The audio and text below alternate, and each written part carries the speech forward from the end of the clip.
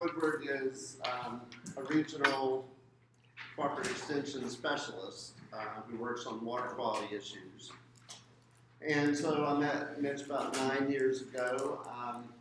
The North Carolina legislature in 2008 passed the Community Conservation Assistance Program legislation, CCAP for short. Government loves acronyms, so CCAP. So I work for Soil and Water. It's a county department. We're non-regulatory.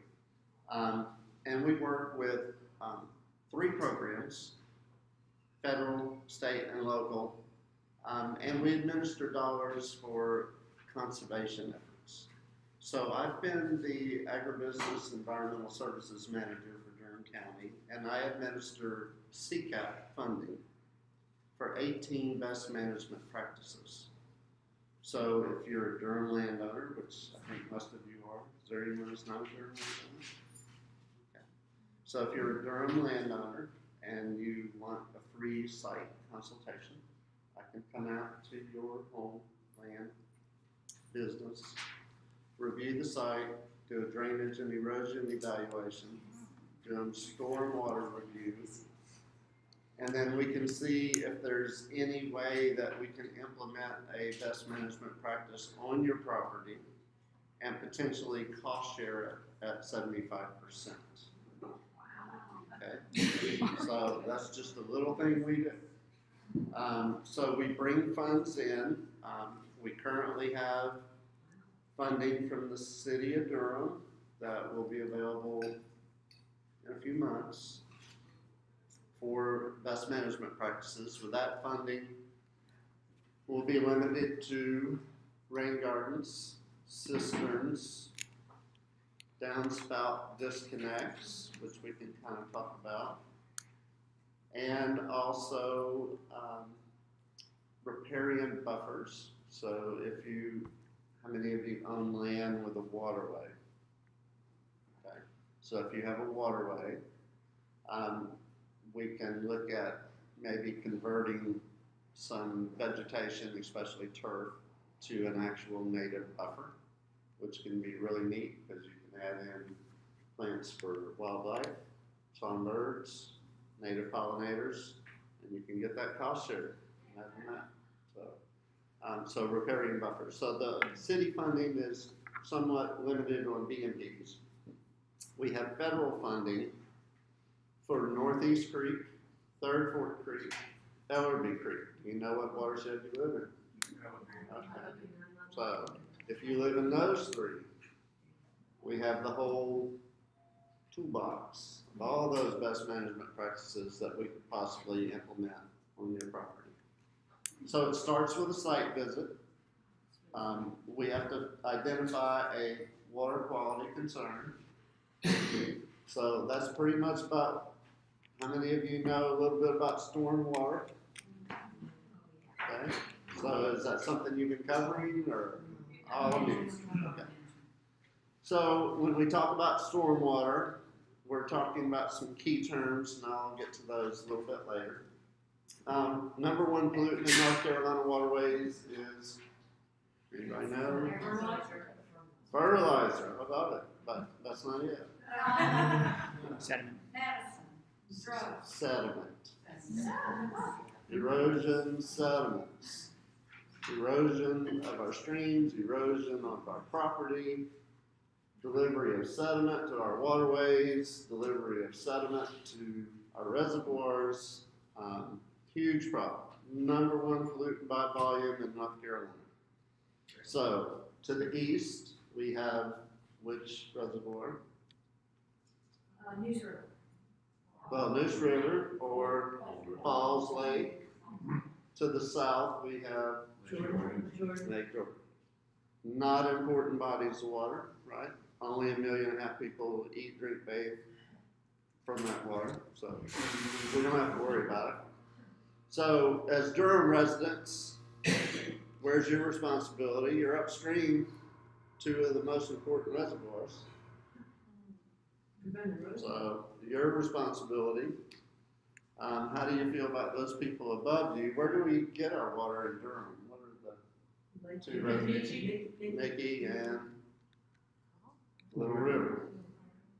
Okay, so we get our water from the north, so Person County, Orange County, they're the ones responsible for our drinking water, and then south and east of us, Raleigh, Cary, all those massive subdivisions, they all depend on us.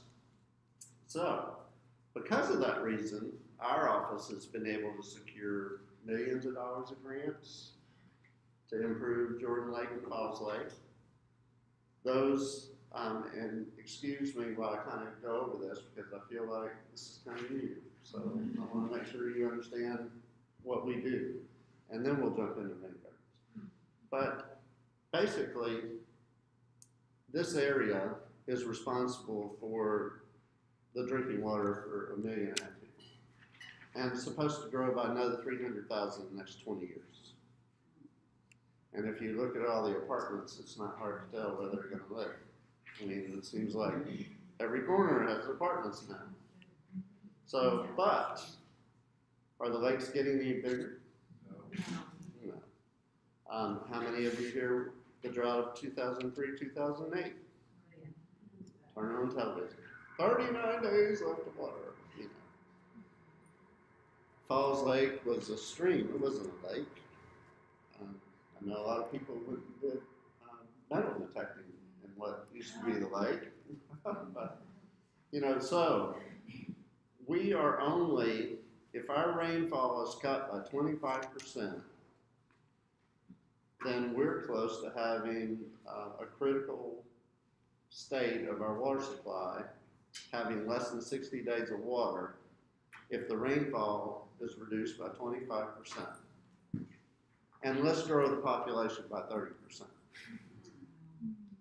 So back in 03, all the way up to 08, we had 5 really bad dry years. And by 08, we were in a real mess.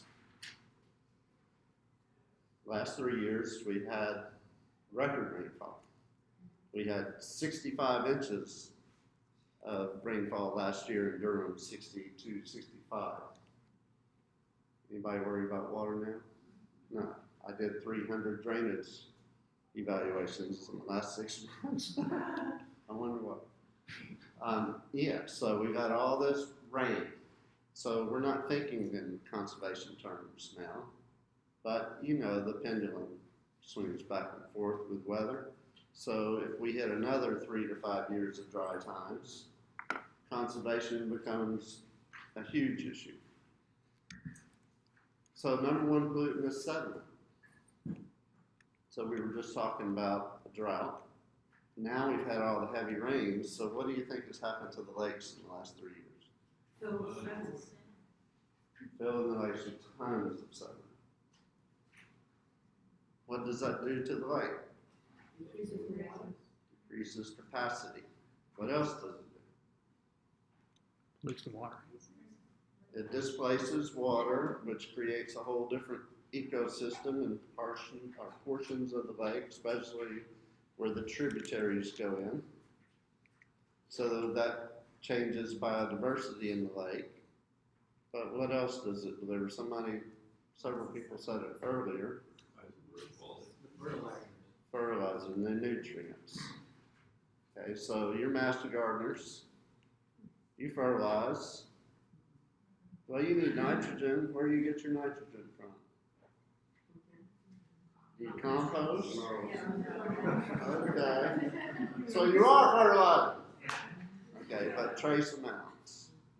So, nitrogen.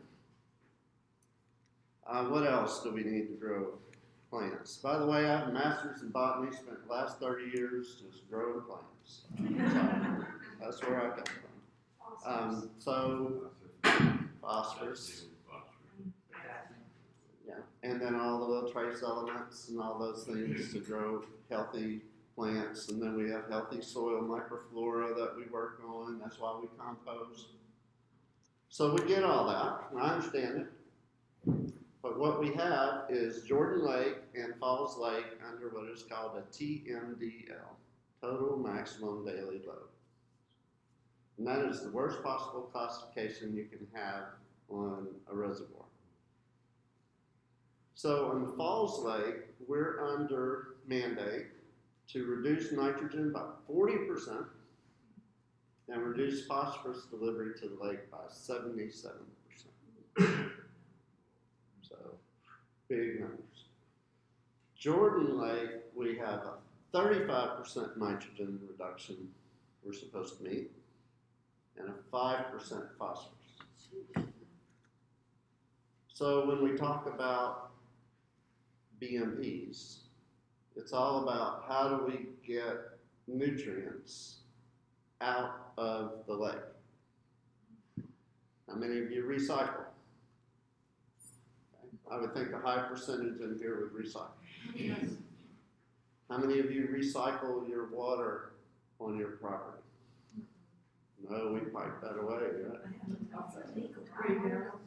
Our society for the last 100 years has had the mantra, we pipe it to the ditch.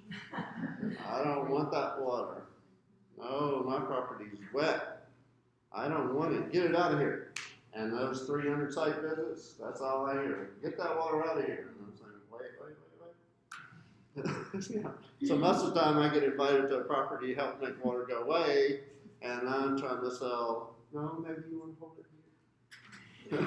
So the reason being, we have to stop erosion.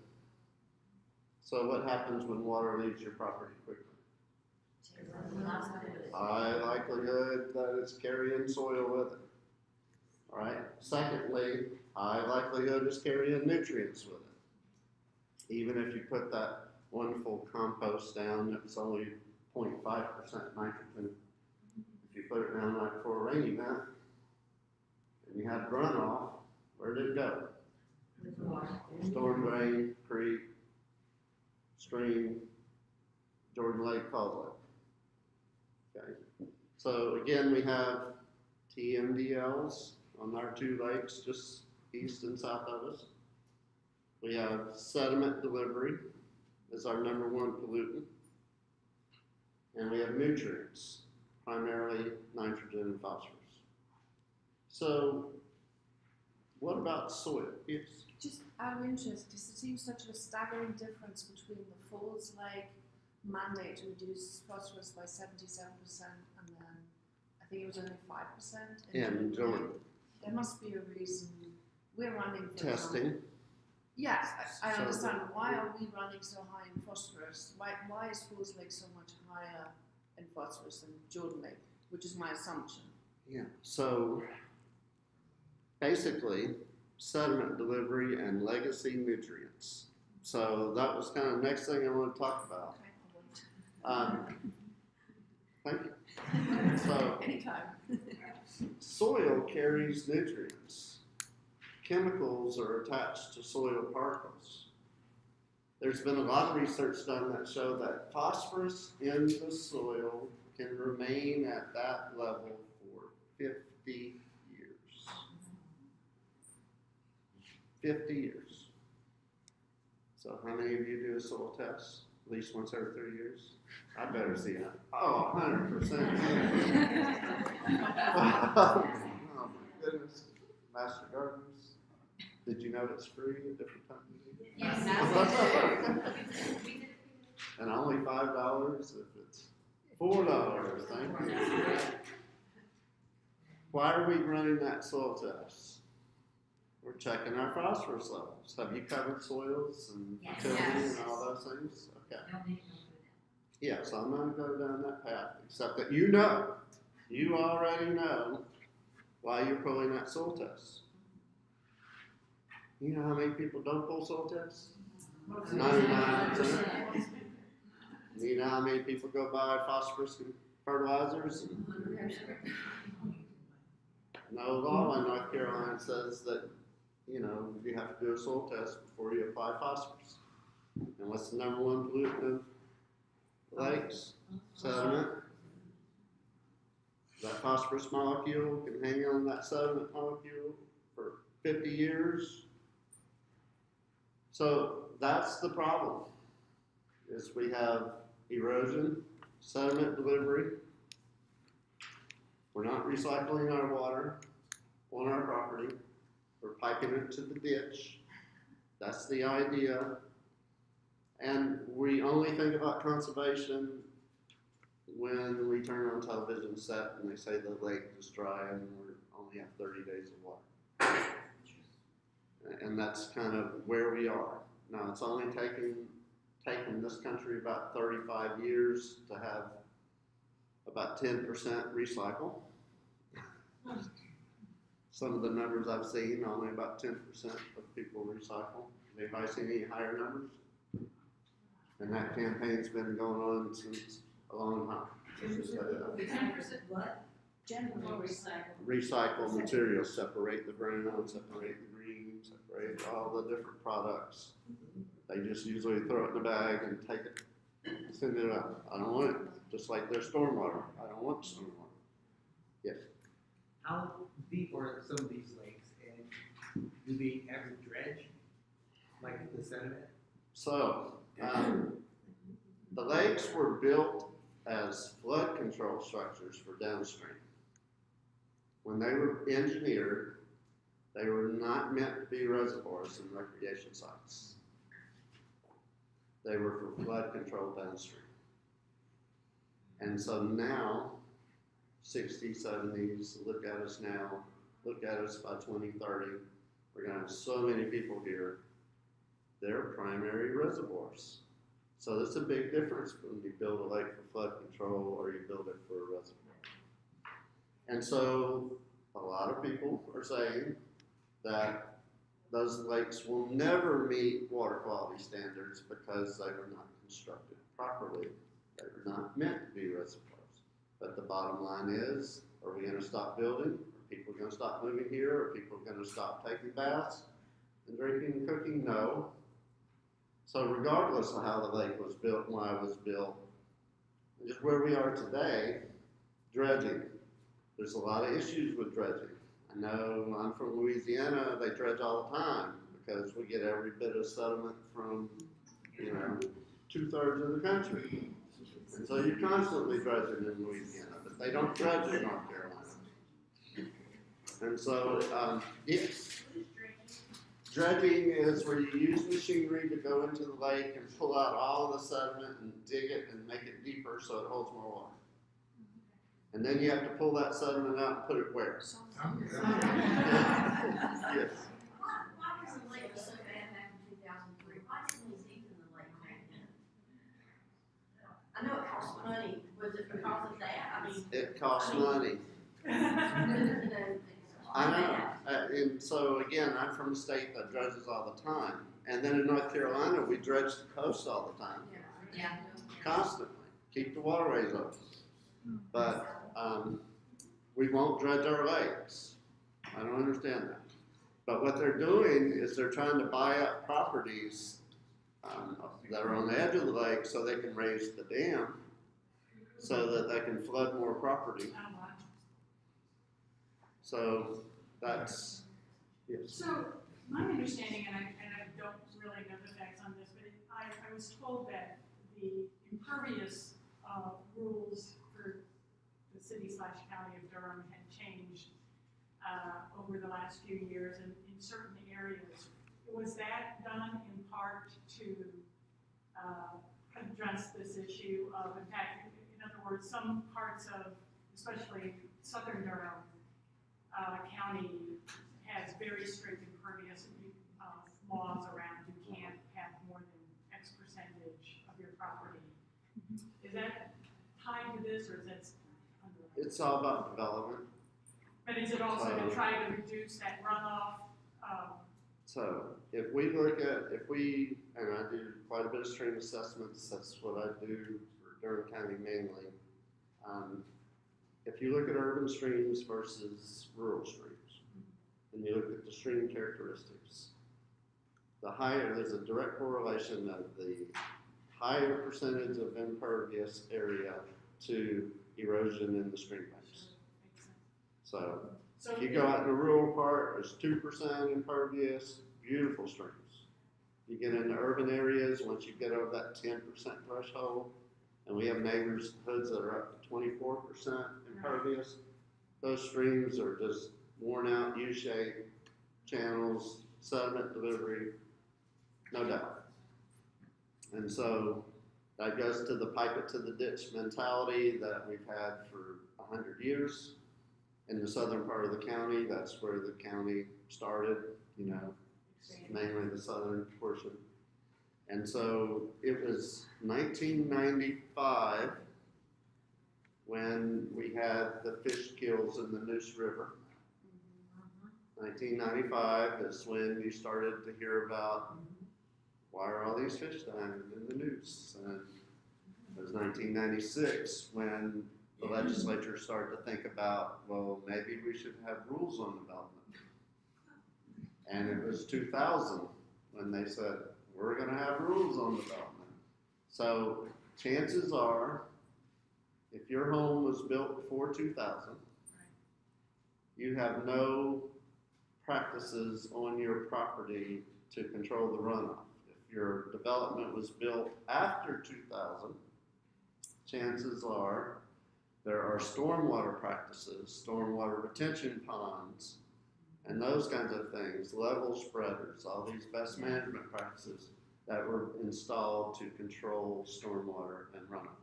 So Durham is how old? It's only been the last 18, 19 years that the state has said, you know what, when you build something, maybe we should think about keeping that impervious under 10%.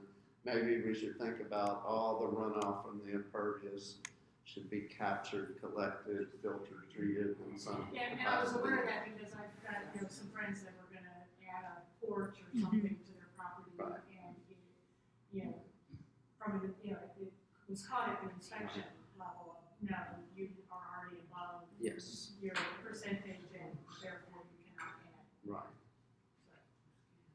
Yes, sir. I'm not familiar with the phrase impervious, word impervious. Oh, that's gonna be one of our key terms. Yeah, okay, yes. Do you implement a lot of constructed wetlands to slow down the water movement and have the plants take the nutrients out? So our office is non-regulatory. And that's a big thing. Everything we do is voluntary retrofitting. So we do stream restoration projects, we do big stormwater projects that are all grant funded, and we do small retrofits for landowners with their residents or their business. But couldn't get that out. You do not have to. And you have to pay 25% of the cost to put it in. We help you design it, and we help you site it, we help you find a contractor to put it in according to state standards, and we reimburse you 75% of that cost. But we are non-regulatory. So the city and the planning, they are the regulatory agency. They are the ones that implement new development rules and any new additions or new homes, new businesses built in the county. So now, since the state passed rules in 2000, so the city planning department, that's why they caught your addition. They're obligated by state statute to have some sort of treatment if it's even possible on site. If it's not possible on site, then they're not going to let you do it. If you own 10 acres out in the country and the 10% rule, you say, I want to build a big workshop and crafts room, and you have 5 acres of property that you can treat that runoff, they'll say, oh yeah, let's do it. Yeah, no problem. But if you're 10 feet from your neighbor and have a backyard that's only 40 feet wide, chances are they're not going to let you add something on. So, and that's because, and that's a good thing. I mean, given where we are. So that kind of lays the foundation of why we're even talking about ring roads. Because the last thing I want to hear is, I have a wet area in my yard and I'm thinking about a ring garden. And that's not really what a ring garden does. And so we're gonna kind of launch into rain gardens. I understand I have 30 minutes before there's a break, or a few Yeah. minutes. We'll do a break at 10:30, Okay, and then we have from 11 to 12:30. okay. So what are rain gardens? Rain gardens are one of the 18 best management practices that we implement. And the key terms I'll get to in just a little bit, but I kind of covered all this. Impaired is the wonderful word we use now. If you're as old as I am, there was another word. Do you know what it is? It's polluted. Right? We grew up in the 70s watching television, you know, it's polluted, it's polluted. It's impaired now. So, yeah, it's impaired. And so, just to tell you a little bit about government agencies, U.S. Geological Service monitors all water in the U.S. They monitor groundwater, they monitor streams. If you cross a bridge and you see that big silver box with a solar panel on the top and it has USGS on it, they monitor all the waterways in America, and they monitor all the groundwater. And that's their primary job. You know, we don't think about them with earthquakes, but no, they're monitoring water. And those stations, when you cross that bridge and you see that box, they're monitoring the flow of that stream, the up to 69 chemicals that they monitor in the waterways, the oxygen level, the pH, everything you would want to know about that waterway. That's what that silver box is doing. That and a USDS staff person that goes and pulls samples on occasion. So they particularly monitor the peak flow of that stream, and when there's a storm event, then USDS personnel go out and capture water samples during that storm event. And then they send it to the lab, they analyze the 69 parameters, and then they publish that data. So it's U.S. Geological Survey that monitors everything. And then when they see problems, they send it to the EPA. Hey, EPA, over here, there's something, look at it. So then the EPA looks at what could be causing it. And then the EPA says, state XYZ, North Carolina, you have a problem over here, we want you to fix it. And so those are how the agencies work. So USDS monitors everything, EPA deals with any contaminants or chemicals that they find in the water. And then the state gets the call from the EPA saying, and so we've got the call, Jordan Lake and has a TMDL, Falls Lake has a TMDL, they're impaired. And then the other agency that controls all the water in the United States is the Army Corps of Engineers. So they control every stream to the water line. So a couple people said they have a stream in their backyard. Yeah. So the Army Corps controls the water. The state of North Carolina controls the bank. Okay.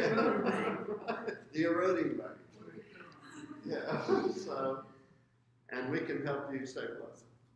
So, what we're trying to do is get this whole concept of stormwater. It's not always bad, but when we see that it's doing bad things or it contains nutrients, then how do we remove it from the stream, the stormwater drain, and the lake? How can we recycle those nutrients? Because nitrogen is not a bad thing to a garden. We're going to talk about why nitrogen. So basically, a rain garden just handles stormwater at the source. And we have 3 things we're gonna try to accomplish. This first one is just kind of general overview. And then we have this on a drive, so if you want these PowerPoints, they're yours. Coffee break?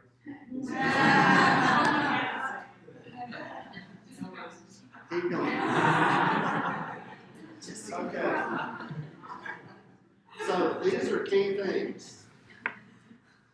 Decreases velocity of water flowing from impervious surfaces.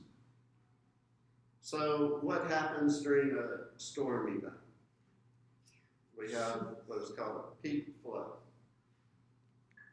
Once that rain is moving at its peak flow, that's when the damage occurs. So if I live in a subdivision with 400 houses, and we all have an impervious percentage rate of 16, 17%, which is not uncommon for Durham in older neighborhoods. During that peak flow event, what is happening to my ditch, otherwise known as the stream? It's a river. Flood. That water is moving very fast. So what happens in a car accident when you're moving 60 miles an hour versus moving 10 miles an hour? More damage, right? So just get that into your mind. If I took runoff from my impervious areas and found a way to store it on my property, what impact would I have on that stream? What impact would I have on my downstream partner, Jordan Lake or Falls Lake?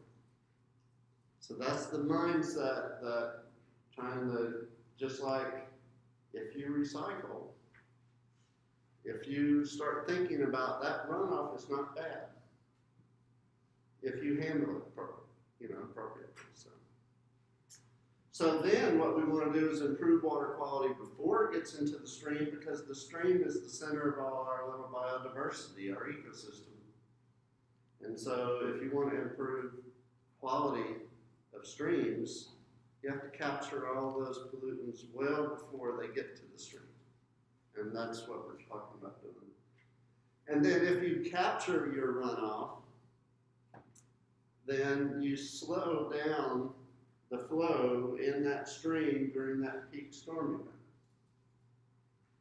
But in human nature, you remember I said the pipe it to the ditch mentality?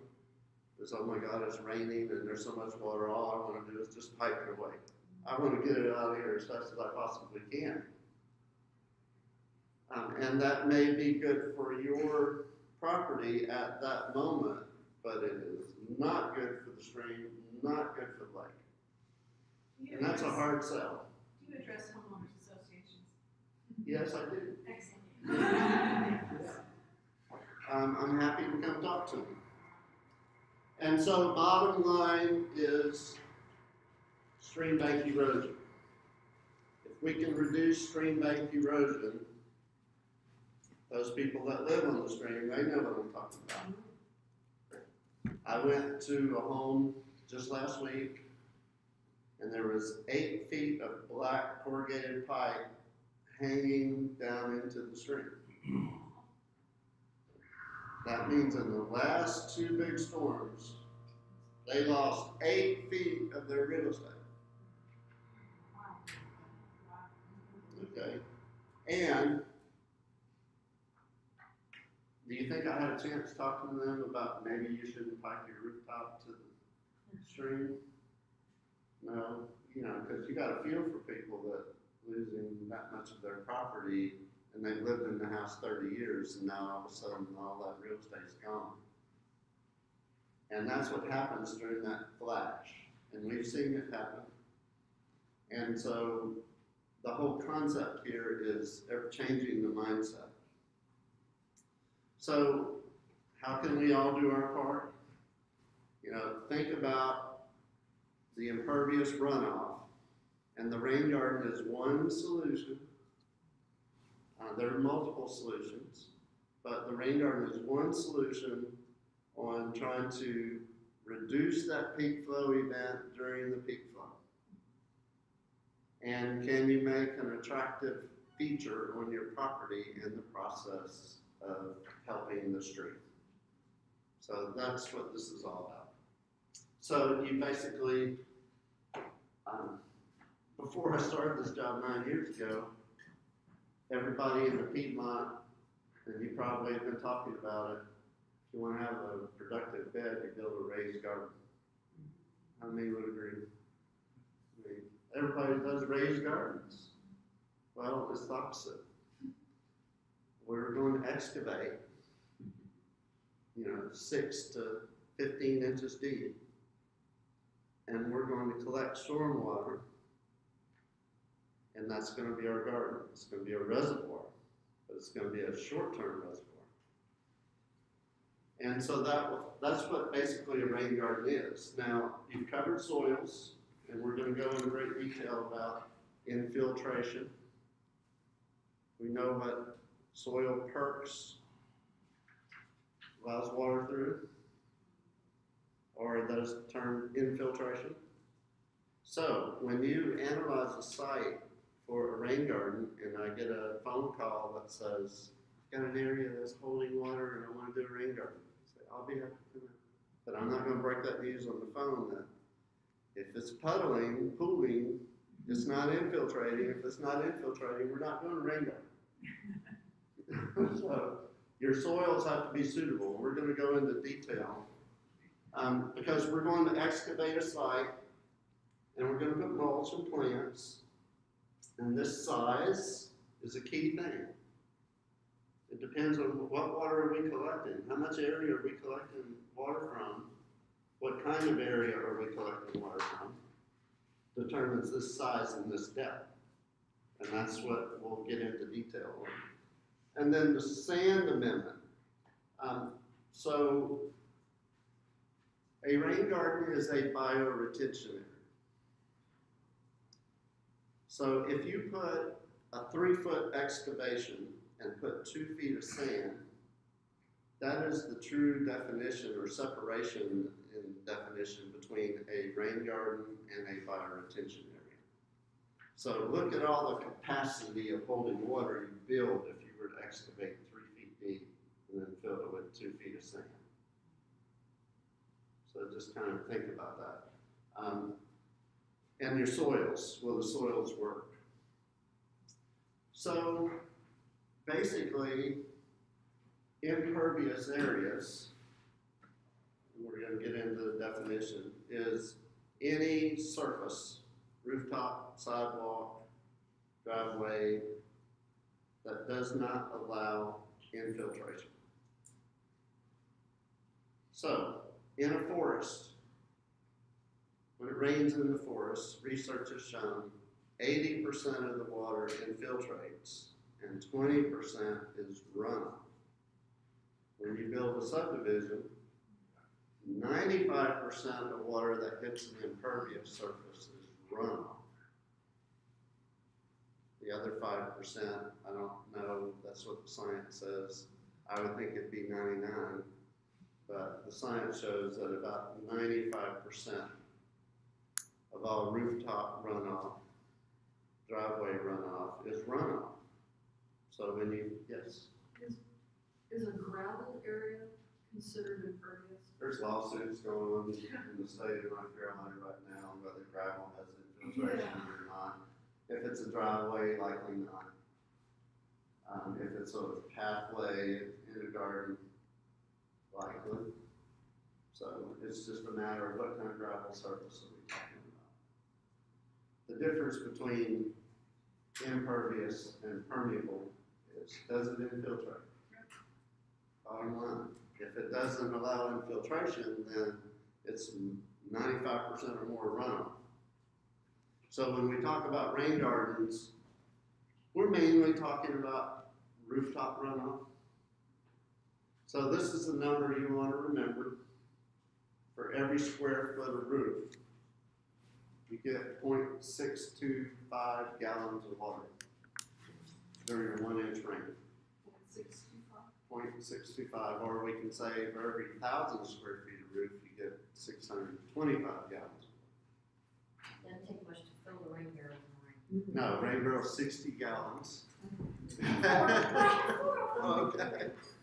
And so, an average roof is 2,000 gallons. Oh, and by the way, we're gonna do math today. Oh, yeah. And so, 2,000 square feet of roof in a 1-inch rain is how much water? 625 per thousand. 1,250 gallons on a 2,000 square foot roof. Times 44 inches of rain in a year.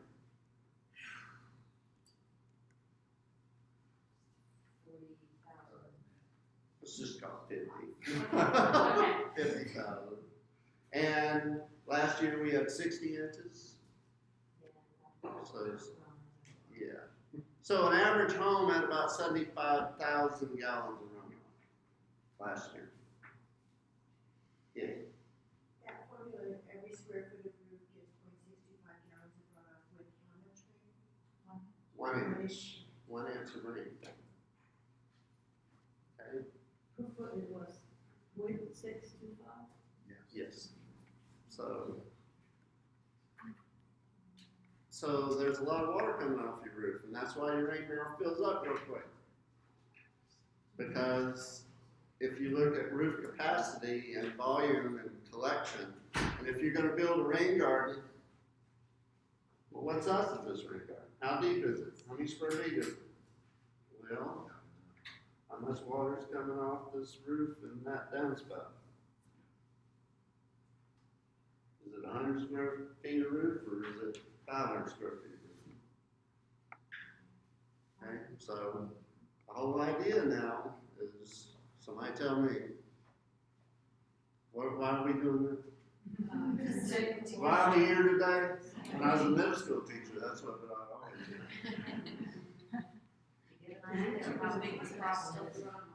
Yeah, so we have to start to conceptualize how much water we're letting go.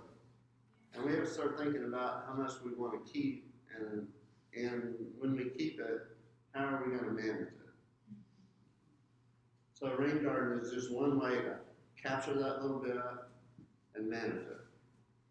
Rain barrels and cisterns are another way. We got one right here, 700 gallons.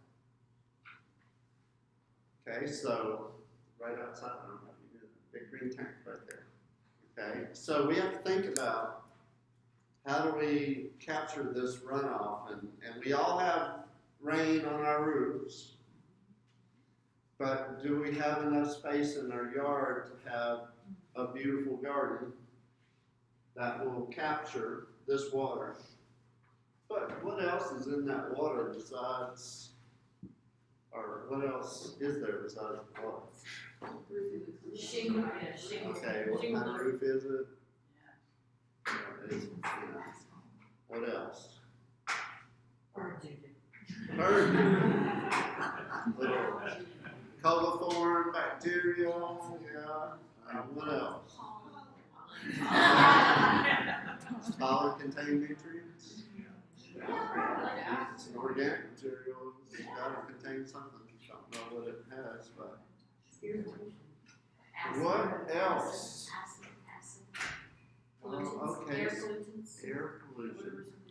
Heavy metals, if you're near a factory that spews heavy metals. Okay, any kind of, whatever goes up in the sky, it's got to come down somewhere. Okay. So did you know that every single waterway in North Carolina, there's a mercury alert? Yeah. And they do not recommend eating fish caught in North Carolina waterways more than once a week. And not at all if you're pregnant or lactating. Where's all that mercury coming from? Power plants down that way. Coal burning power plants down that way. Southwest. Because that's where our predominant winds are. So we have mercury alerts for that reason. But there's one thing I'm looking for yet here. we've got our big list of things we're trying to take out of the lake. I told you what the reductions were. Sediment's not on the roof, I hope not. But there's a chance. Could be in the gutter. I've seen some gutters that were growing stuff. Oh my God. Yeah. Is that phosphorus in there? Phosphorus is what was mentioned, and what's the other big thing? Nitrogen. Nitrogen. So where's all that nitrogen coming from? Atmosphere. Are you fertilizing your roof? No. Atmosphere. What percentage of our atmosphere is nitrogen? 78. 78% of what you breathe is nitrogen. How does your body handle that? Kidneys. What are the byproducts? Urea and ammonia. If you are a gardener and you use organic gardening, you are using urea or ammonia. That was nitrogen, atmospheric nitrogen. So 78% of what we breathe.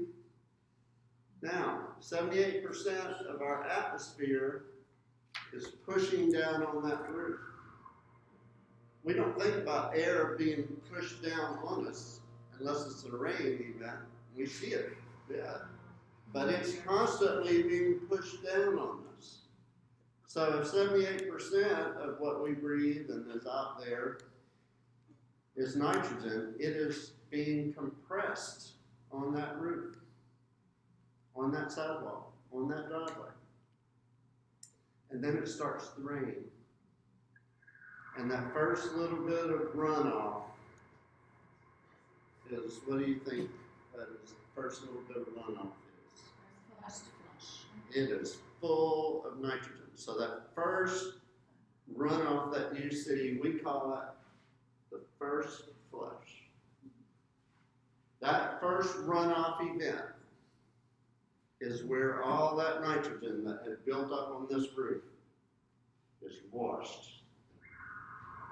And so what we're trying to do is we're trying to design a feature that will capture the first flush of nitrogen. So, if you ever heard old timers say nothing makes a garden grow like a good rain, I mean, I've heard it all my life, and I never knew what it was until I started to do this job 10 years ago and thinking about, oh my God, well, that water molecule is coming down through the atmosphere and it's picking up everything as it comes through the atmosphere, and it is full of nitrogen. And then, if you look at your downspout, it's always greener at the end of the downspout than it is 10 feet away from the downspout. Why is that? Oh my goodness. And so it was there all the time. So there's estimates that our atmosphere deposits between 10 pounds and 21 pounds of nitrogen per acre. Now, if it deposits 21 pounds of nitrogen per acre in the forest, it's a green forest. But if it deposits 21 pounds of nitrogen on our roof, and our driveway, and our sidewalk, because it's not just going to be on the forest, it's everywhere. Right? So, that means our roofs, our sidewalks, our driveways are full of atmospheric positive nitrogen. So, to the tune of 10 to 21 pounds per acre per year. And we have no way of controlling that. No. But we can control when it first runs off our property. And so that is why after the year 2000, all new development in the state of North Carolina is required to have bioretention cells or sediment ponds to capture the first flush. So once upon a time, the research indicated that 82% of all rain events in North Carolina were 1 inch or less. And so that meant if you designed a rain garden to capture 1 inch of runoff, then you would eliminate all the nitrogen that was deposited on that impervious area from the stream. And 82% of the time, that nitrogen would never make it to the stream. But our weather patterns are changing. So I don't know what the data is going to show. It's going to probably jump from 82. It's probably going to be more like 60, 70. But still, you know, that's pretty good. So the whole concept is we have to think about volume control, velocity control, and nutrient removal. That's what a rain garden is. You are trying to control your runoff, and we're going to have to learn how to size rain gardens. And we know that plants love nitrogen. So what do you think is in this tank that came off the roof in the last rain event? Nitrogen-rich water. And if you're a plant, that's a good thing. So, but what happens when we get too much nitrogen in our lake? Algae, low oxygen, fish kills, toxic algae, just a whole list of things. Okay, so this whole concept, and these are key terms. So impervious area, if it doesn't allow infiltration, it's an impervious area. Pervious area allows infiltration. Permeable means it allows water to go through. First flush, that's that first little runoff event coming off that impervious area that is nutrient rich. Stormwater best management practices or stormwater control measures are kind of synonymous terms. That's what a rain garden is. It's a practice designed to capture that first flush, separate it from the stormwater system, separate it from the stream, and treat it on site. The simple method, peak flow rational method, oh my God, math, math, math. And then a weir and a bioretention. A bioretention is basically a living, functioning ecosystem that captures that runoff and treats that water. And the weir is where it overflows. And an impairment is pollution, nitrogen, phosphorus, sediment. Yes? So in 2000, when North Carolina started mandating that neighborhoods have this runoff, are they also required to treat them and all that? Yes. So anything built, any development built after 2000, all the streets, all the rooftop, everything, all the impervious area, they run the numbers, these same numbers. They run those equations and determine how big the bioretention area needs to be. All those storm drains go to that bioretention area. That bioretention area separates that nutrient from the stream. It overflows to the stream, but yes. So they, when you say they're required to treat it, that's done initially when it's built? There's something, or does somebody have to come in, like is the neighborhood required, because a lot of neighborhoods are just groups of homes, they're not organized. Right. So who's required to treat it? So if it was built before 2000, there is no requirement. Right. And so people like me try to write grants to come see if we can retrofit your property to kind of decrease that runoff. The treatment is the actual retention. The treatment is The treatment is that structure that catches the water. Yeah. And does it stay there forever? It's not just there during construction? So those bioretentions, okay, two good questions. When it's being constructed, it's a sedimentation pond. It's trying to capture all the runoff from the site during construction. Once the development is complete, it gets retrofitted into a bioretention cell. And then that bioretention cell now is under maintenance period and obligation for that homeowner association to assume. So the developer comes in and says, okay, sediment pond, bio retention area, I've built this out. Now it's you, homeowner association, it's all on you. You pay somebody to come maintain it. And the city monitors all the bio retention zones. So anything new has to have it. Anything built before 2000, it's called existing development, and we have to find ways to retrofit, and we can't always, yes. That concept of HOA coming into, in the covenant, Yeah, developers don't hold on forever, so developers get a permit to do something, then they turn it over to the HOA, and then the HOA becomes liable and responsible. Yeah, yes. I'm a pre-2000 subdivision, and I'm right next door to the bio retention area, so we've been very curious about it. And we've learned that it's not treated in any sense. They're not lobbying for mosquitoes or anything like that. And it's inspected every so often to make sure that, nothing's getting blown on, I guess. But, and it's been interesting watching the levels rise and flow over this last year.